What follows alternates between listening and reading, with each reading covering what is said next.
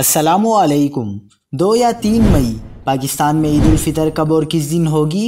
رویتی ہلال research council نے حتمی تاریخ کا اعلان کر دیا۔ کیا آپ حالات حاضرہ سے آگاہی حاصل کرنا چاہتے ہیں؟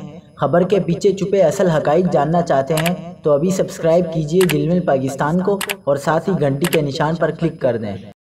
آپ کو بتاتے چلیں کہ شوال کا چاند ہفتہ 30 اپریل اور اتوار 1 مئی کی درمیانی رات 1:28 پر پیدا ہوگا۔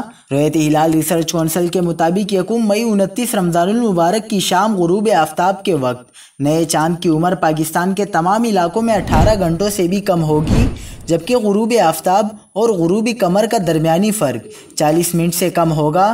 لہٰذا 1 مئی اتوار کو پاکستان میں چاند کی رویت ٹیلیسکوپ سے بھی ممکن نہیں ہوگی۔ رواں سال 30 روزے مکمل ہوں گے اور یہ مسلمانوں کے لیے سب سے بڑی خوشخبری ہے۔